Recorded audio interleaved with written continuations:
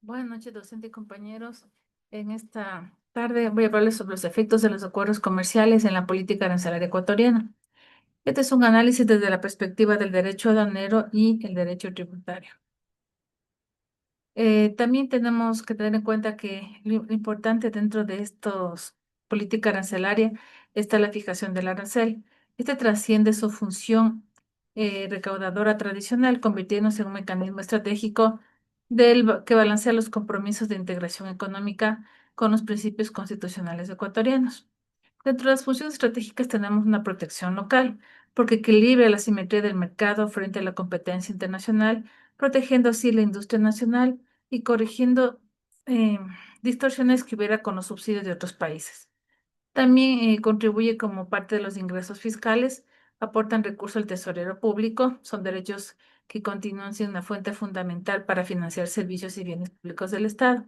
Es parte del presupuesto del Estado, aunque no son ingresos directos, pero que también aportan dentro de la política tributaria.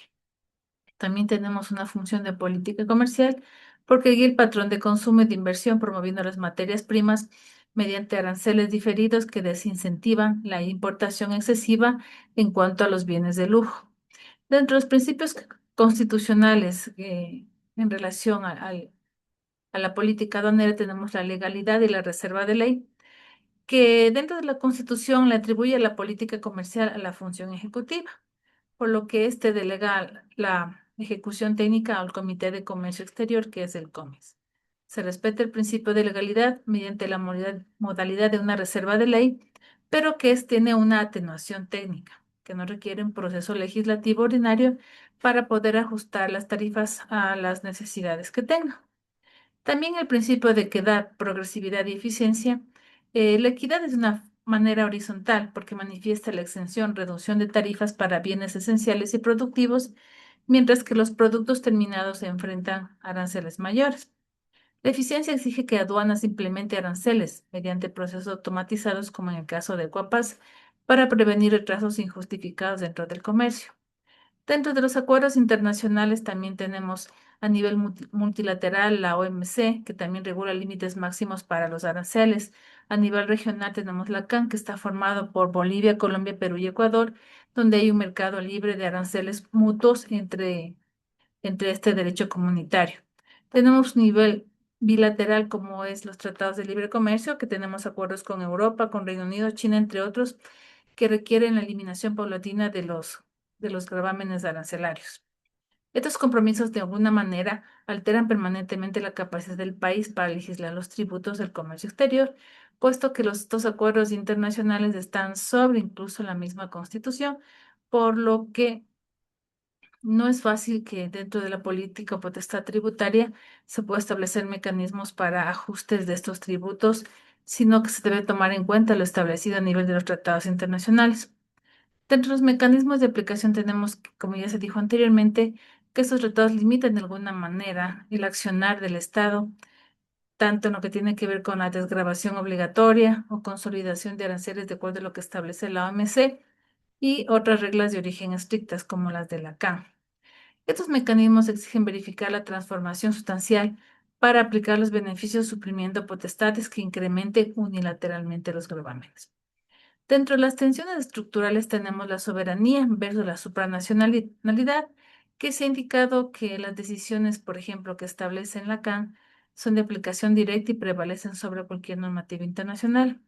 Dentro de la equidad versus el libre comercio, hay normativas comerciales que exigen eliminación uniforme de impuestos, dejando muchas veces a las industrias vulnerables frente a competencias externas que no tienen grabación. Ahora, la certeza versus la unilateralidad. Hay la prohibición estricta de aplicar salvaguardias, reactivas o tasas aduaneras para que se mitiguen los déficits fiscales, y que contravienen a las regulaciones del Tribunal Andino. Dentro de las opciones de políticas de marco estratégico tenemos que, pese a las condiciones restrictivas internacionales que tenemos, el Estado debe mantener un margen que pueda maniobrar la demanda de estos enfoques rigurosos. Esto incluye salvaguardas excepcionales para diferir el arancel estratégico al 0% en el caso de bienes de capital y una estricta aplicación de regulaciones sanitarias como las que establece el ARSA y en cuanto a la calidad lo que establece el INE. Dentro de la jurisprudencia tenemos, por ejemplo, que la Secretaría General de la CAN ha prohibido gravar importaciones regionales salvo contraprestaciones de algún servicio. Por ejemplo, la tasa o ad valorem se financia operaciones normalmente establecidas por la SENAE, pero esto es más como un arancel. Ahora, la administración aduanera no puede usar su autonomía para fines proteccionistas.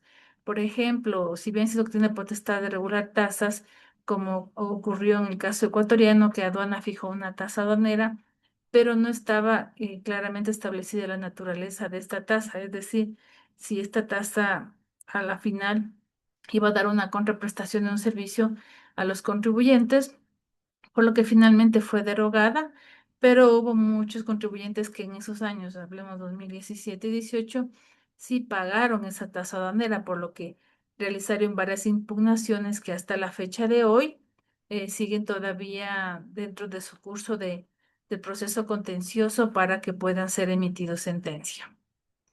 Dentro de las propuestas institucionales tenemos, por ejemplo, prevención de la normativa. Para poder realizar ajustes arancelarios se debe depender de cronogramas técnicos, no de necesidades inmediatas.